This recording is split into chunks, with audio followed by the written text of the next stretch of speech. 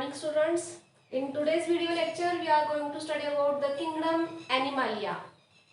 तुम्हाला सगळ्यांना माहितच आहे की किंगडम ॲनिमालिया हा सगळ्यात मोठा किंगडम आहे आणि किंगडम प्लॅन्टी ह्याच्या बाबतीत सुद्धा आपल्याला माहित आहे. तर आज आपण ह्या टॉपिकमध्ये किंगडम ॲनिमालिया मध्ये जे काही क्रायटेरियाज आहेत त्याच्याबद्दल स्टडी करूया. ठीक आहे. तर all over the world, you know about that various animals are present here. There are presence of a great diversity.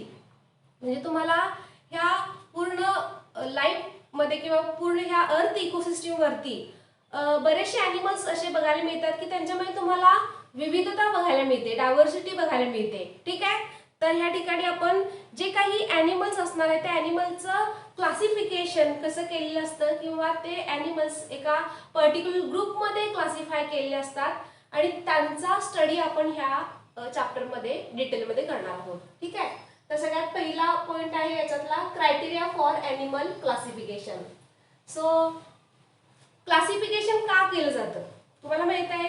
एखाद्या कपाटामध्ये जर तुम्हाला बुक्स ठेवायचे असतील तर त्या ठिकाणी त्याच्या सब्जेक्टनुसार तुम्ही बुक्स ठेवताय. म्हणजे फिजिक्सचे, केमिस्ट्री, बायोलॉजी येतं लक्षात. आणि तर तुम्हाला ती बुक्स लगेचच स्टडी करताना मिळत असतात. ठीक आहे. तर या ठिकाणी ॲनिमल डायव्हर्सिटी स्टडी करत असताना जे काही सायंटिस्ट होते कार्ल विटकर ह्या सायंटिस्टनी काय केलेलं आहे हे क्लासिफिकेशन केलेलं आहे आणि ह्या क्लासिफिकेशनच्या आधाराने आपण सगळे जे ॲनिमल्स आहेत ते डिटेलमध्ये स्टडी करू शकतोय अकॉर्डिंग टू देअर क्रायटेरिया. येते लक्षात. तर पहिला क्रायटेरिया आहे ग्रेड ऑफ ऑर्गनायझेशन. आता ग्रेड ऑफ ऑर्गनायझेशनचा अर्थ आहे सेल्युलर ॲज वेल ॲज टिश्यू. त्याच्यानंतर next one is organ, system and organism. बघा या ठिकाणी सेल्स काय केले जातात युनाइट होणार आहेत. Cells are unite to form a tissues. Tissues are unite to form a organ. Organs are unite to form a organ system. Okay, it is called as a system. And systems are unite to form a organism. म्हणजे एक नवीन animal या ठिकाणी आपल्याला बघायला मिळतो. म्हणजे सगळ्यात सुरुवातीला काय असणार आहे युनिसेल्युलर ऑर्गॅनिझम्स. येते लक्षात. म्हणजे एकपेशीय सेल असणार आहे ती. ते सेल्स एकत्रित आले की त्याचा टिश्यू तयार केला जातो. टिश्यूज एकत्रित आले की ऑर्गन तयार होणार आहे. ऑर्गन एकत्रित आले की सिस्टम्स आणि सिस्टम्स एकत्रित आले की ऑर्गॅनिझम्स. येते लक्षात. आता सेल मध्ये तुम्ही कुठली सेल घेऊ शकता. एपिथेलियल टिश्यू आहे, एपिथेलियल सेल आहे, स्क्वॅमस एपिथेलियल सेल आहे. ते एकत्रित आले की तुम्हाला या ठिकाणी एक 4 प्रकारचे टिश्यूज बघायला मिळतात. कुठले कुठले 4 प्रकारचे टिश्यूज आहेत बघा. एक आहे squamous epithelial tissues, second one is called as the connective tissue, third one is called as the muscle tissue and fourth one is called as the nervous tissues. येते लक्षात. म्हणजे टिश्यूज तयार झालेले आहेत. टिश्यूज एकत्रित आले की ऑर्गन तयार झालेलं आहे. ऑर्गनच्या बाबतीत आपण विचार केला तर या ठिकाणी माउथ आहे, टंग आहे, intestine, stomach, ileum, colon, rectum, anus हे पार्ट्स आपण म्हणू शकतोय. एक्सक्रीटरी सिस्टीम म्हटलं तर आपण किडनीशी रिलेटेड युरेटर आहे, युरिनरी ब्लॅडर आहे हे पार्ट्स आपण म्हणू शकतोय. रिप्रोडक्टिव्ह सिस्टीम म्हटलं तर टेस्टीज, ओव्हरीज अशा सारखे पार्ट्स आपण म्हणू शकतोय. तर हे काय तयार झालेले आहेत ऑर्गन्स तयार झालेले आहेत आणि ऑर्गन्स एकत्रित आले की ह्या ठिकाणी सिस्टीम तयार होणार आहे. सिस्टीम म्हटलं तर कुठली सगळ्या लाईफ फंक्शनिंग ऍक्टिव्हिटीज होणार आहे जे सिस्टीम्स असतात. डायजेस्टिव्ह सिस्टीम आहे, रेस्पिरेटरी, नर्वस, रिप्रोडक्टिव्ह. येते लक्षात. ह्या सिस्टीम्स एकत्रित आल्या की त्याच्यापासून एक नवीन एंटायर ॲनिमल तयार केला जातो. ठीक आहे. तर हा झाला ग्रेड ऑफ ऑर्गनायझेशन. नेक्स्ट आहे body symmetry. Animals body symmetry show करत असतात. बघा या ठिकाणी बॉडी सिमेट्री जर आपण बघितली तर ही सिमेट्री 3 प्रकारामध्ये विभाजित झालेली आहे. What is the meaning of symmetry. Symmetry याचा अर्थ आहे when the animal is cut from the anterior to the posterior side it divides into 2 similar halves and one half is exactly similar to the other. एक जो part असणार आहे तो दुसऱ्याची mirror image असणार आहे. येते लक्षात. तर ह्या सिमेट्रीनुसार बॉडी सिमेट्रीनुसार ह्याचे 3 एकूण प्रकार आहेत. त्यातला पहिला प्रकार आहे असिमेट्री. असिमेट्री असिमेट्री याचा अर्थ आहे बघा ज्या वेळेस ॲनिमलचे 2 भाग केले जातील किंवा त्या ॲनिमलला 2 भागांमध्ये कट केलं जाईल. बघा हा अमिबा हा ॲनिमल आहे. ह्या अमिबाचे जर तुम्ही कुठल्याही ॲक्सिसनी बघा अँटेरियर पासून पोस्टेरियर पर्यंत त्याचा हॉरिझॉन्टल कट घेतला तर ह्याचे दोन समान तुम्हाला भाग बघायला मिळणार नाहीत, कारण की हा अॅनिमल कसा आहे, असिमेट्रिकल आहे. कारण की ह्याचे जे सुडोपोडियाज जे आहेत ते काय प्रॉपर डिरेक्शनला प्रेझेंट नसतात. येते लक्षात?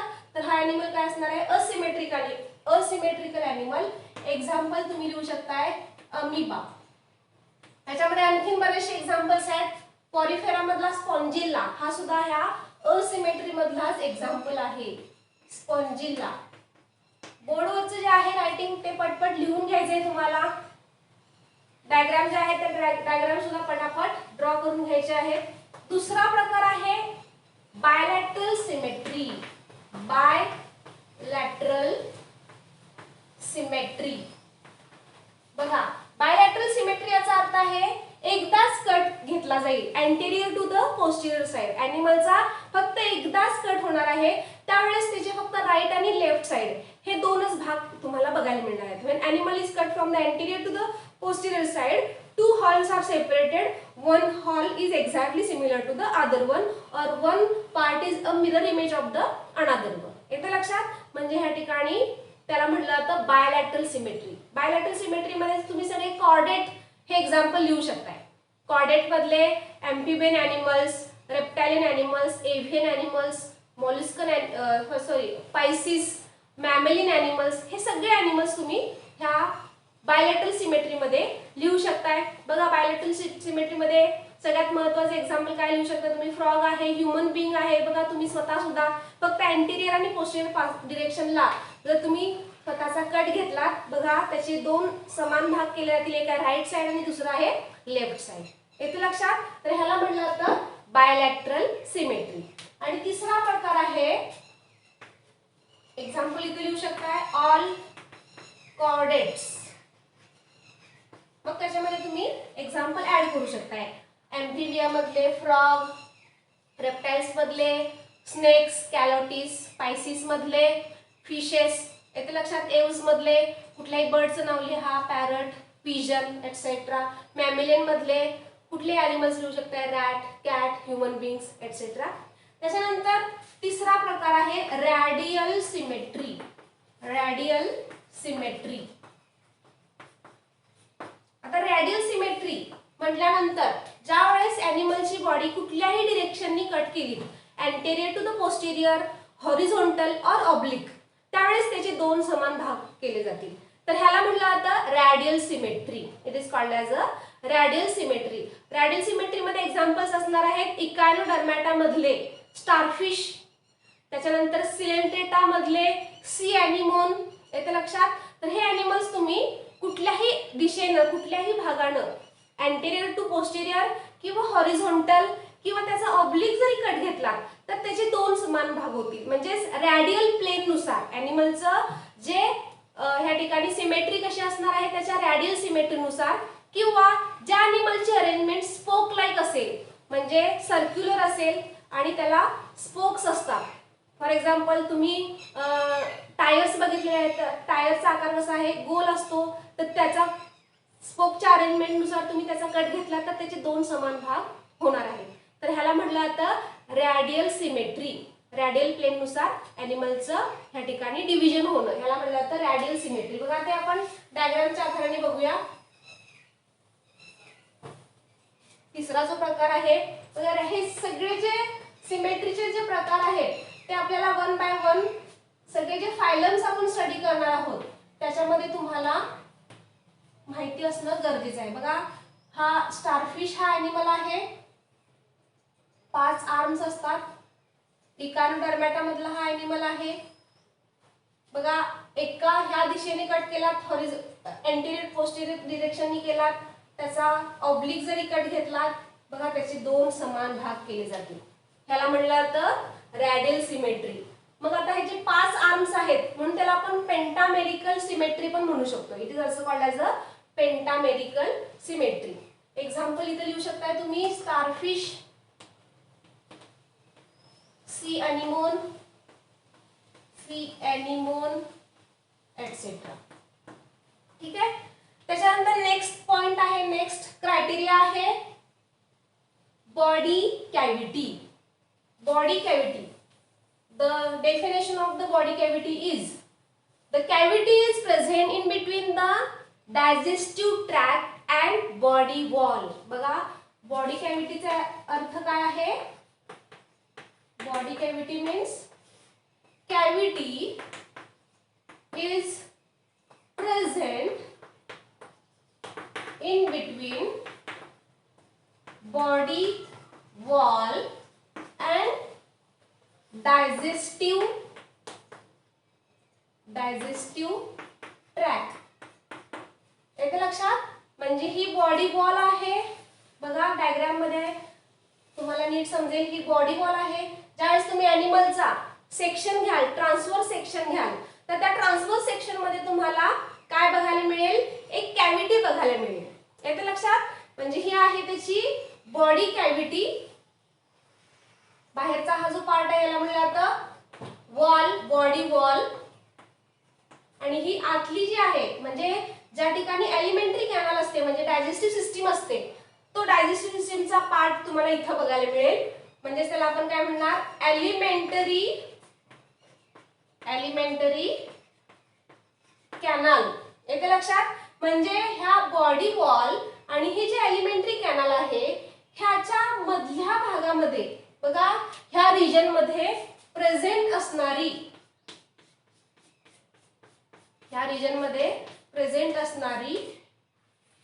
ही जी कॅव्हिटी आहे त्याला म्हणलं जातं बॉडी कॅव्हिटी.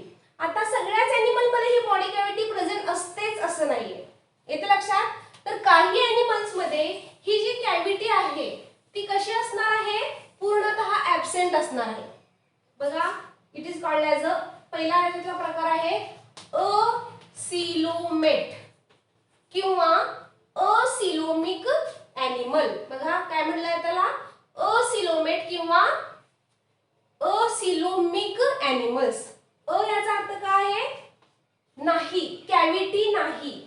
डायजेस्टिव्ह सिस्टीम किंवा डायजेस्टिव्ह ट्रॅक आणि बॉडी वॉल ह्याच्यामध्ये कुठलीही कॅव्हिटी नाहीये, त्याला म्हणलं जातं असिलोमेट. बघा जर तुम्ही डायग्राम जर बघितली, हे जे स्ट्रक्चर आहे इथं ही एलिमेंटरी कॅनल आहे आणि इथं या ठिकाणी हा जो रिजन आहे तिथं कुठलीही कॅव्हिटी प्रेझेंट नाहीये. तर हा जो पूर्ण पोर्शन जो आहे तो मेसोग्लोइयानी फिल झालेला असतो. It is called as a मेसोग्लोइया.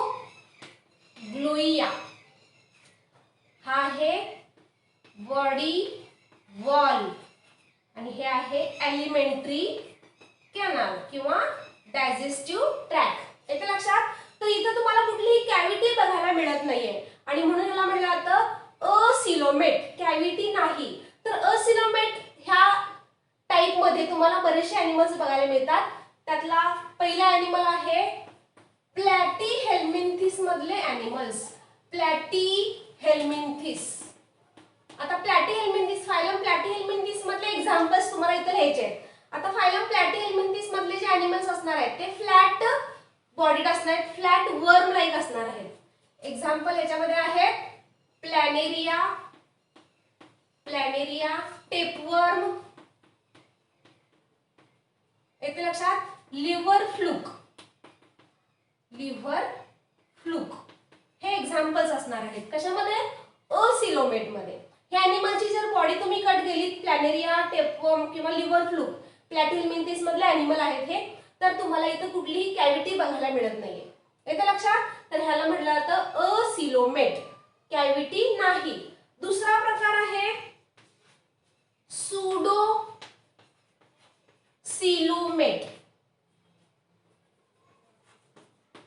Pseudo याचा अर्थ आहे फॉल्स बॉडी कॅव्हिटी. इथं काय असणार आहे? ही बॉडी कॅव्हिटी कशी असणार आहे? फॉल्स असणार आहे. सूडो याचा अर्थ काय आहे? फॉल्स. आणि सिलोमेट म्हणजे फॉल्स बॉडी कॅव्हिटी प्रेझेंट आहे. तिथं कॅव्हिटी असणार आहे म्हणजे बॉडी वॉल आणि डायजेस्टिव्ह ट्रॅक ह्याच्यामध्ये कॅव्हिटी आहे, परंतु ही कम्प्लिटली ह्या ठिकाणी लाइनड नसणार आहे. तिथं थोडे थोडे मेसोडर्मल पॅचेस प्रेझेंट असणार आहेत. बघा डायग्राम बघूया आपण या ठिकाणी. हा आहे बॉडी वॉल, ही त्याची एलिमेंटरी कॅनल आणि हा जो पोर्शन असणार आहे इथं तुम्हाला असे छोटे छोटे हे मेसोडर्मचे पॅचेस बघायला मिळतील. The smaller the mesodermal patches are observed here like this. म्हणजे इथं काय असणार आहे, हा जो पोर्शन आहे इथं रफ कॅव्हिटी प्रेझेंट आहे किंवा फॉल्स बॉडी कॅव्हिटी प्रेझेंट असणार आहे. एक्झाम्पल असणार आहे याच्यामध्ये, एक्झाम्पल्स आहेत फायलम अस्कीहेल्मिंथिस मधले अॅनिमल्स किंवा निमॅथिहेल्मिंथिस. निमॅथिहेल्मिंथिस मधले एक्झाम्पल लिहू शकता तुम्ही, अस्कॅरिस, राउंडवर्म एटसेट्रा. येते लक्षात. तर ह्यांच्यामध्ये काय असणार आहे, फॉल्स बॉडी कॅव्हिटी. आणि तिसरा प्रकार आहे सिलोमिक बॉडी कॅव्हिटी, सिलोमिक और सिलोमेट. तिसरा प्रकार आहे सिलोमेट, म्हणजे तिथं ट्रू बॉडी कॅव्हिटी प्रेझेंट आहे. In between the digestive tract and the body wall there is presence of a true body cavity.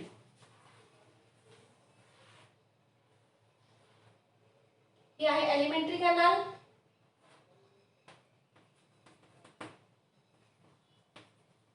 हे आहे बॉडी वॉल, आणि इथं असणार आहे मेसोडर्मल रिजन. कंप्लीट ह्या ठिकाणी 3 लेयर्स पूर्णतः इथं तयार झालेले आहेत. 3 जर्मिनल लेयर्स तयार झालेले आहेत, एक्टोडर्म, एंडोडर्म आणि मेसोडर्म.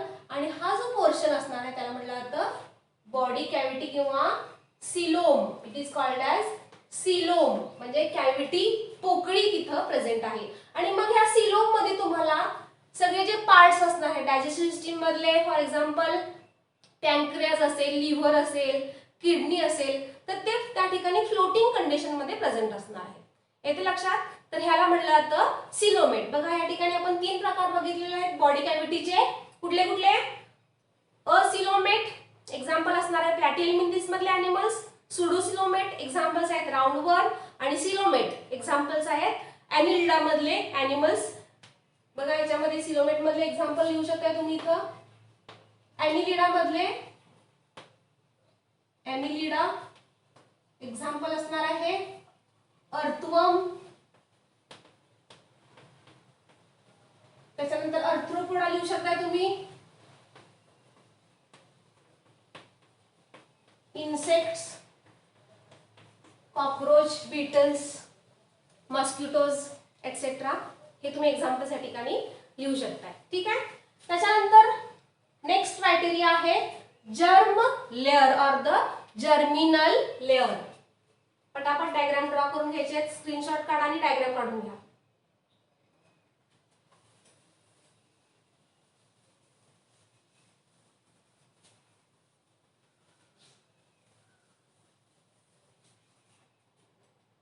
जर्मिनल लेअर चौथा पार्ट टाइप आहे याच्यातला जर्म लेअर. ॲनिमलचे जर्मिनल लेअर नुसार 2 प्रकार पडतात. एक आहे डिप्लोब्लास्टिक, डिप्लोब्लास्टिक ॲनिमल, आणि दुसरा प्रकार आहे ट्रिप्लोब्लास्टिक, ट्रिप्लोब्लास्टिक. बघा डिप्लोब्लास्टिक म्हणजे फक्त 2च जर्मिनल लेयर्स प्रेझेंट असणं, म्हणजे outer ectoderm and inner endoderm. Ectoderm आहे आणि एंडोडर्म प्रेझेंट आहे लाईक दिस. एक्टोडर्म आणि endoderm, only 2 germinal layers are present.